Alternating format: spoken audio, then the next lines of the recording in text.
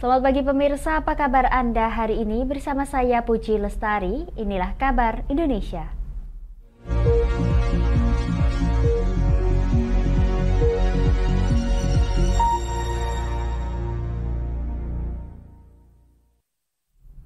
Pemirsa, Balai Taman Nasional Gunung Rinjani menutup 2 jalur pendakian menuju ke Gunung Rinjani akibat dampak kebakaran hutan yang terjadi sejak Jumat 4 Agustus 2023 lalu.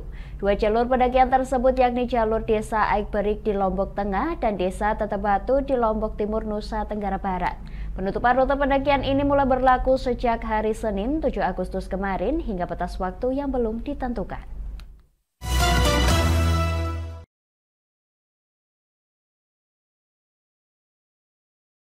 Kawasan jalur pendakian Gunung Rinjani di Lombok, Nusa Tenggara Barat terbakar hebat hingga menghanguskan bentangan padang savana yang bertepatan dengan jalur pendakian seluas 135 hektar sejak Jumat 4 Agustus 2023 lalu. Lantaran tertutup kabut asap dan suhu panas api, Balai Taman Nasional Gunung Rinjani kemudian terpaksa menutup 2 jalur alternatif pendakian, yakni jalur wisata pendakian Desa Aikberik di Kabupaten Lombok Tengah dan jalur pendakian dari Desa Tetebatu di Kabupaten Lombok Timur. Oleh pihak TNGR, penutupan 2 dari 6 jalur resmi pendakian ini mulai berlaku pada Senin 7 Agustus hingga batas waktu yang belum ditentukan. Kasubag Tata Usaha Balai Taman Nasional Gunung Rinjani, Teguh Arianto pada Senin 7 Agustus menyampaikan bahwa terdapat 4 titik api sejak kebakaran tersebut dilaporkan. Dua hotspot tanggal 4 sama tanggal sekarang itu dua-duanya di jalur kanan kiri jalur pendaki. Di dua jalur. Kebetulan juga memang kalau secara keramaian ini tidak terlalu dibandingkan Senaru Sembalun masih di bawah keramaian. Sementara itu, proses pemadaman dilakukan dengan melibatkan unsur TNI dan Polri yang berjumlah 12 orang. Namun akibat intensitas angin yang cukup kencang, titik api tersebut meluas hingga menutup sejumlah rute pendakian.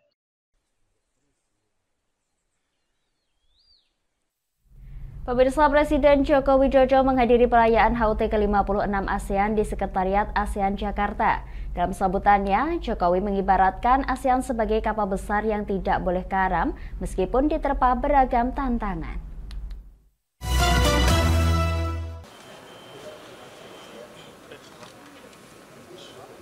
Presiden Joko Widodo mengibaratkan ASEAN seperti kapal besar yang harus terus bergerak di tengah kondisi sesulit apapun. Di tengah dinamika dan tantangan global, dia yakin negara-negara ASEAN mampu melewatinya. Saat menghadiri HUT ke-56 ASEAN di Sekretariat ASEAN Jakarta, Selasa 8 Agustus, Jokowi mengatakan perbedaan bukanlah halangan untuk mewujudkan cita-cita ASEAN sebagai epicentrum of growth yang bisa memberikan manfaat bagi masyarakat di kawasan dan dunia. Kapal besar ini harus terus berlayar. Kapal besar ini tidak boleh karam, karena ini adalah tanggung jawab kita terhadap ratusan jiwa rakyat yang berada di dalamnya. Let us work together to make ASEAN matters, epicentrum of growth. Presiden menambahkan bahwa Indonesia sebagai pemegang keketuaan siap menyelenggarakan konferensi tingkat tinggi KTT ke-43 ASEAN pada 5-7 September mendatang. Pemirsa, Menteri Koordinator Bidang Perekonomian Airlangga Hartarto mengungkapkan pertumbuhan ekonomi Indonesia pada kuartal 2 2023 mencapai 5,17%. Kondisi tersebut melampaui sejumlah negara maju seperti Amerika Serikat dan Singapura.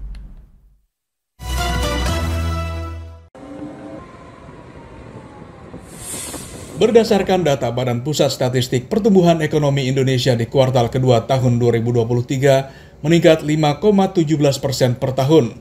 Sementara jika dibandingkan per kuartal tumbuh 3,86%. Pertumbuhan ekonomi secara tahunan juga lebih besar dibandingkan kuartal sebelumnya, di mana tercatat pertumbuhan ekonomi di kuartal pertama 2023 secara tahunan sebesar 5,03%. Kondisi tersebut seperti diungkapkan Menteri Koordinator Bidang Perekonomian Erlangga Hartarto dalam konferensi pers di kantornya di Jakarta pada 7 Agustus, lebih baik dibandingkan negara-negara maju seperti Amerika Serikat dan Singapura.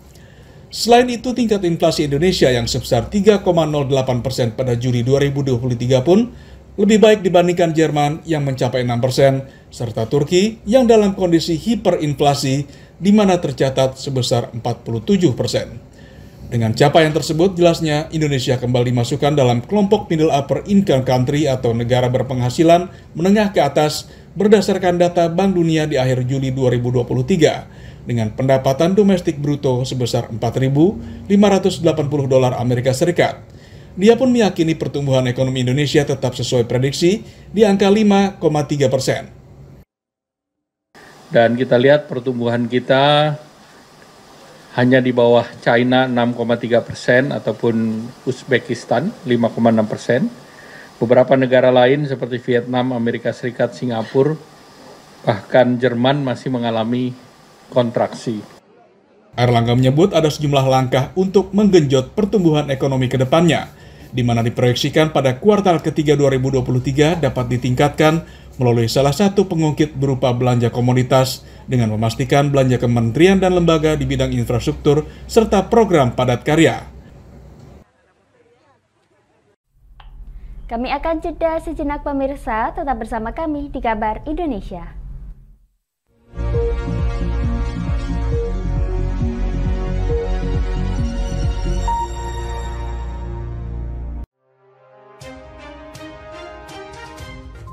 Inilah ketiga anggota komplotan pencuri spesialis pecah kaca mobil setelah melakukan penggelapan 20 sepeda motor dan 2 unit mobil dengan modus retal. Merangkum semua peristiwa sebagai berita yang penuh fakta. Bersama Puji Lestari, saksikan Jateng hari ini setiap Senin hingga Sabtu jam 4 sore hanya di Lingkar TV.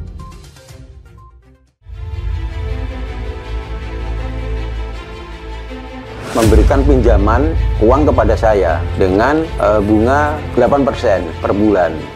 Membedah opini narasumber, menggali lebih dalam untuk mendapatkan perspektif baru yang lebih faktual. Masalahnya, nota perbaikan kapal itu semua ada di saya. Kenapa Tomo bisa menunjukkan? Demi mendapatkan informasi yang solutif dan terpercaya dalam Bedah Opini. Setiap Rabu jam 11 siang hanya di Lingkar TV.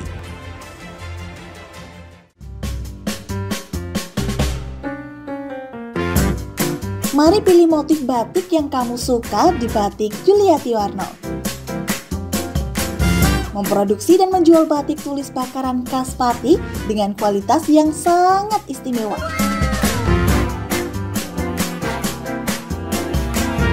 Cocok buat oleh-oleh, seserahan, bahkan untuk baju nikahan loh. Menyediakan berbagai motif mulai dari batik klasik sampai batik modern. Ayo borong segera Batik Yuliati Warno. Anda bisa melihat proses produksi batik secara langsung di rumah produksi kami loh. Alamatnya ada di Desa Langenharjo, RT 7 RW 3, Jalan Juwana Tayu, Kilometer 3, Kecamatan Juwana, Kabupaten Pati, Jawa Tengah. Atau Anda bisa menghubungi nomor telepon kami di 081 326 693 300. Ayo datang dan pilih motifmu segera.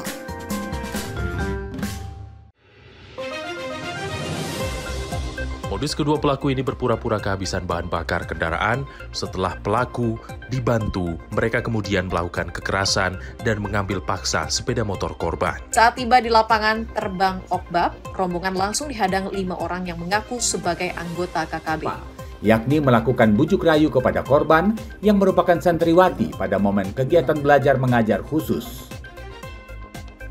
Menyajikan informasi-informasi hangat dan terpercaya bersama Kabar Indonesia setiap Senin hingga Sabtu jam 7 pagi hanya di Lingkar TV.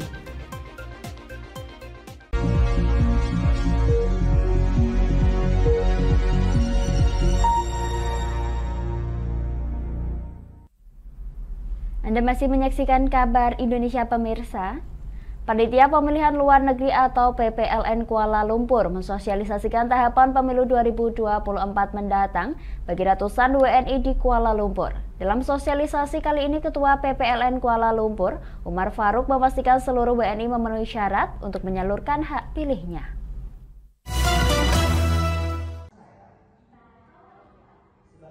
Panitia Pemilihan Luar Negeri atau PPLN Kuala Lumpur menyosialisasikan pemilu serentak 2024 yang dihadiri ratusan warga negara Indonesia di Kuala Lumpur pada Sabtu malam 5 Agustus waktu setempat. Dalam sosialisasi kali ini, PPLN memastikan setiap WNI yang telah memenuhi syarat dapat menyalurkan hak pilihnya. Terkait dengan adanya kekhawatiran WNI yang belum terdata untuk memilih, Ketua PPLN Kuala Lumpur Umar Faruk memastikan akan segera mendata mereka ke dalam kategori data pemilih khusus. Kalaupun nanti ada, kita tetap data ini sebagai database backupan untuk kemudian kalau itu memang menjadi kategori DPK, daftar pemilih khusus. Semua sektor kita masuki, gitu ya. Sehingga harapannya informasi tentang pemilu ini itu masif. Gitu. PPLN Kuala Lumpur menetapkan 447.258 WNI masuk dalam data pemilih tetap untuk pemilu 2024. Dari jumlah tersebut, sebanyak 222.945 orang akan melakukan pemungutan suara di 223 tempat pemungutan suara luar negeri atau TPSLN yang ada di wilayah kerja PPLN Kuala Lumpur. Pemungutan suara di TPSLN akan dilaksanakan pada hari Minggu, 11 Februari 2024. Sedangkan 67.946 orang DPT akan menyalurkan hak suara melalui 136 kotak suara keliling, yang pemungutan suaranya akan mulai dilaksanakan pada tanggal 5 hingga 13 Februari 2024. Terakhir, sebanyak 156.367 WNI yang sudah tercantum dalam DPT akan menyalurkan suara melalui sistem pos. PPLN akan mulai mengirimkan surat suara melalui pos ke alamat masing-masing DPT pada tanggal 2 Januari 2024.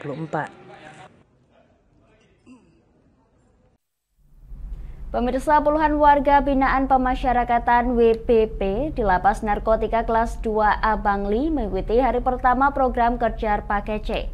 Program ini merupakan kerjasama Lapastik Bangli dengan Yayasan Tabur Tuai Bali dan Dinas Pendidikan Pemuda dan Olahraga Kabupaten Bangli untuk memenuhi hak pendidikan para warga binaan selama berada di lapas.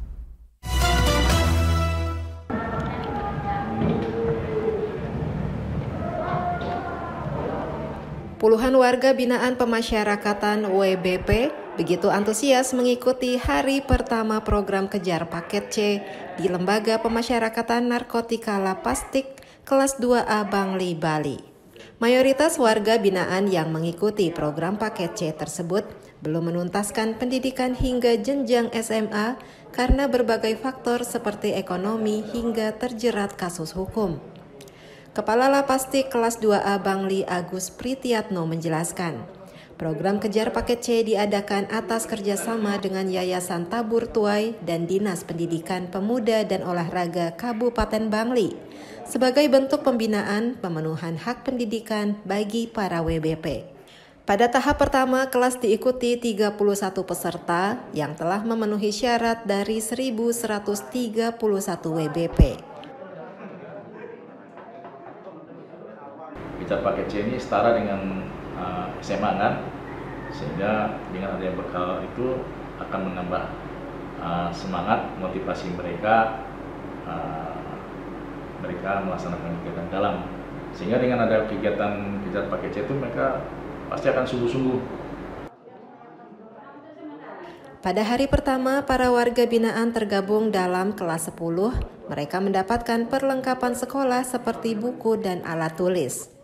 Kelas dilanjutkan dengan mata pelajaran Pendidikan Pancasila dan Kewarganegaraan (PPKN) yang diawali dengan mengisi lembar asesmen diagnostik non-kognitif. Kegiatan belajar nantinya dilakukan 3 kali seminggu dengan mendatangkan tutor dari Disdikpora Kabupaten Bangli. Pembinaan dalam bidang pendidikan ini diharapkan menjadi bekal bagi para warga binaan untuk mencari pekerjaan saat keluar dari lapas.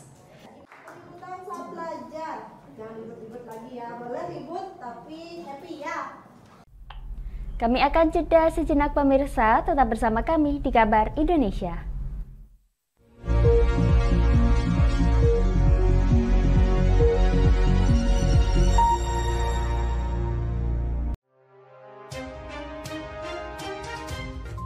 Inilah ketiga anggota komplotan pencuri spesialis pecah kaca mobil setelah melakukan penggelapan 20 sepeda motor dan 2 unit mobil dengan modus retard. Merangkum semua peristiwa sebagai berita yang penuh fakta. Bersama Puji Lestari, saksikan Jateng hari ini setiap Senin hingga Sabtu jam 4 sore hanya di Lingkar TV.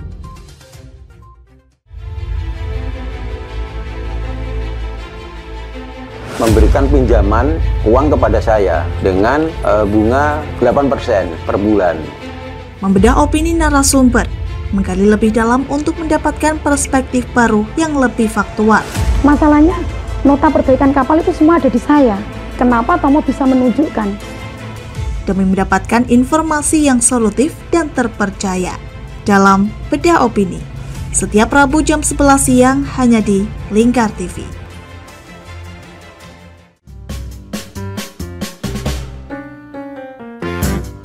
Mari pilih motif batik yang kamu suka di Batik Juliati Warno. Memproduksi dan menjual batik tulis bakaran khas Pati dengan kualitas yang sangat istimewa.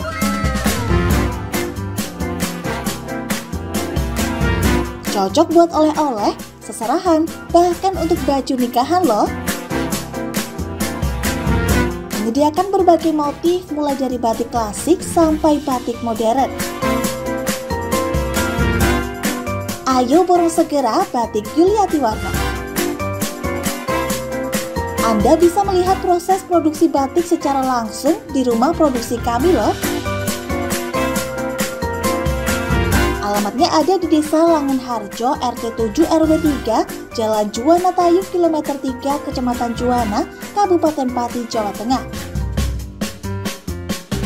Atau Anda bisa menghubungi nomor telepon kami di 081 326 693 300. Ayo datang dan pilih motifmu segera.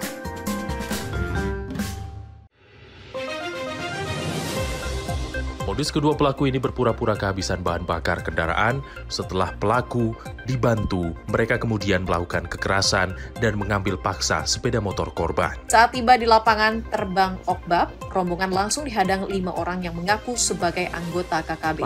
Yakni melakukan bujuk rayu kepada korban yang merupakan santriwati pada momen kegiatan belajar mengajar khusus. Menyajikan informasi-informasi hangat dan terpercaya bersama Kabar Indonesia setiap Senin hingga Sabtu jam 7 pagi hanya di Lingkar TV.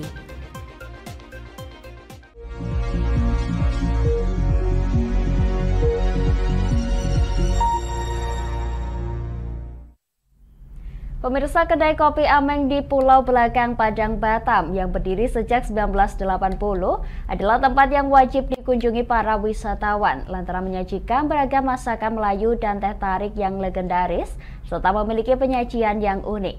Seperti apa kopi Ameng ini? Berikut liputannya untuk Anda.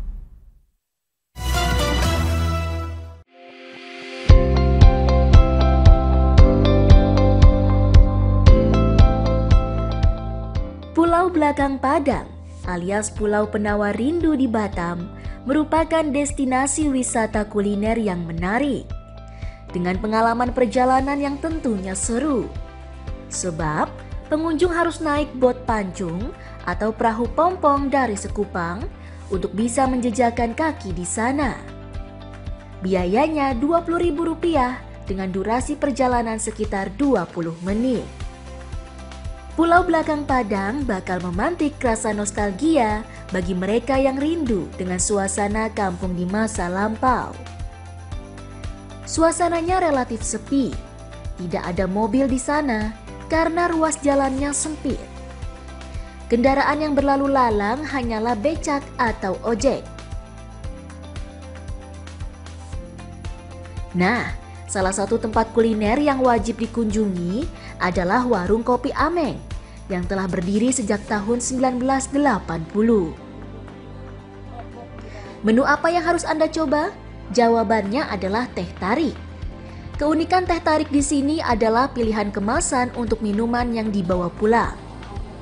Anda tak akan melihat gelas plastik dengan logo kedai di sini. Teh tarik yang dibawa pulang akan dikemas dalam botol kaca dan bekas kaleng susu yang diikat dengan tali plastik.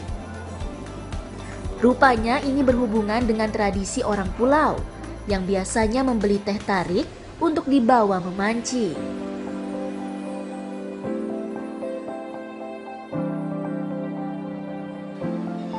Agar mudah dibawa dan suhunya tidak cepat berubah, yang digunakan adalah botol kaca untuk es teh tarik dan kaleng susu untuk teh tarik panas. Setiap hari, kedai kopi ini membuat sekitar 500 gelas teh tarik dengan omset bulanan hingga puluhan juta rupiah.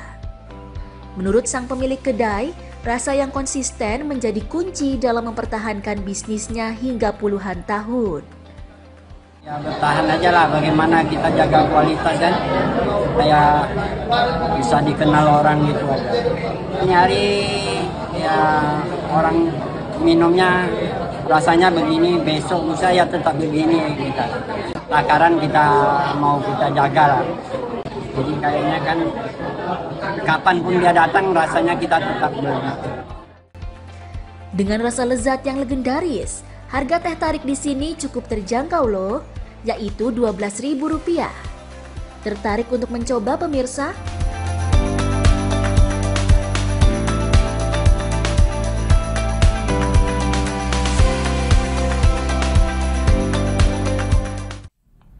Pemirsa, kain perca atau kain sisa bisa didaur ulang untuk dimanfaatkan menjadi produk bernilai jual.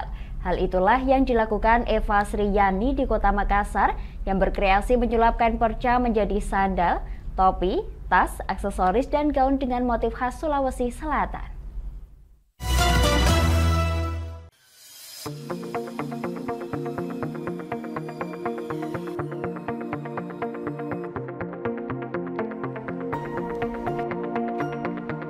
Sejak tahun 2017, Eva Sriyani mendirikan Rumah Kreatif Eva.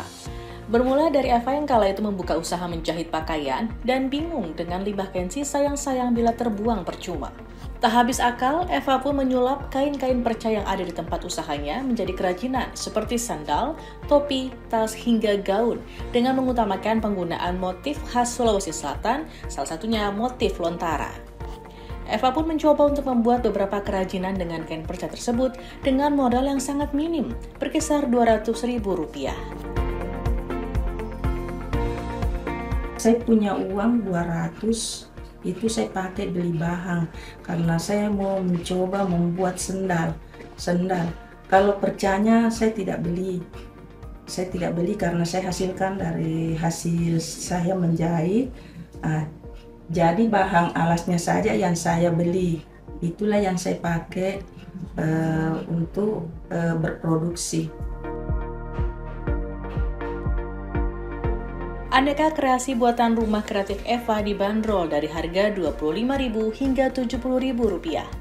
Salah satu pembeli produk Rumah Kreatif Eva, Amelia, mengatakan produk-produk yang dihasilkan sangat cocok dijadikan sebagai oleh-oleh khas Makassar karena keunikan motifnya. Ya, karena harganya juga terjangkau, model kekinian, terbuat dari perca, cocok untuk oleh-oleh. Motifnya juga khas Makassar. Dengan peralatan yang minim, setiap bulannya Rumah Kreatif Eva bisa menghasilkan 200 produk kerajinan dengan omset mencapai Rp10 juta per bulannya. Selain di Kota Makassar, oleh-oleh kerajinan dari kain perca ini juga dipasarkan ke luar pulau, seperti Jawa dan Kalimantan.